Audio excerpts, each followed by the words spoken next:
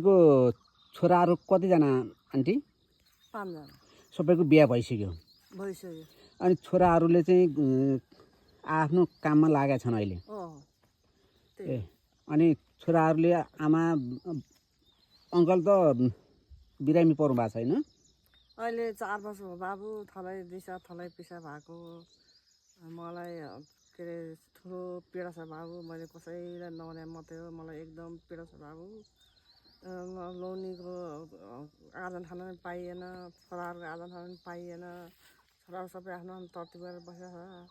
त्यो सरकारले भत्ता दिएर खाइरहेको छु, लाइरहेको छु बाबु। मलाई साह्रै पीडा छ। म बाबुसित मैले भन्नलाई मलाई लाज छैन, मलाई शर्म छैन मलाई भन्नलाई। सबै थोक थाहा छ तिमीलाई। अनि खेतीपाती के छ, गर्नु भएको छ कि बाँझै छ कि? बाँझै छ बाबु, केही पनि गर्न सके पो गर्न सक्नु वस्तु पनि छैन। एउटा कुखुरा चल्ला पनि पालेको छैन मैले। खेतीपाती केही गरेको छैन, गर्न सके पो गर्नु बाबु, गर्न सक्दैन।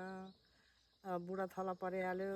आफू के अरे बुढालाई बागटार पलटर के अरे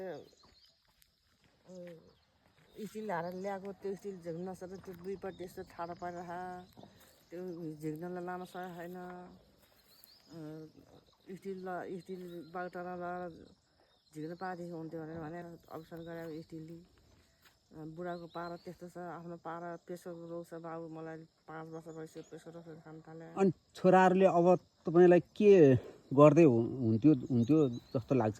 आएर गाउँमै खेतीपाती गरेर सुख दुःख गरेर बाबुआमा हेरेर बस्दै हुन्थ्यो जस्तो लाग्छ कि बाहिरबाट कमाओस् अनि हामीलाई हेरोस् भन्ने जस्तो तपाईँलाई लाग्छ? मलाई त के अरे गरिरहेको खेतीपाती बाबु, अब पार्दैछ आएर खेतीपाती गरे हुन्थ्यो, राम्रो गरे हुन्थ्यो, आफूले गरेर सबै गरेर गर्दै हुन्थ्यो भन्ने मनमा छ नि बाबु। अब मान्दैन, आउँदैन, गर्दैन। अनि तपाईँलाई कस्तो छ खेतीहरू? अरू मान्छे लगाएर खेतीपाती गर्नु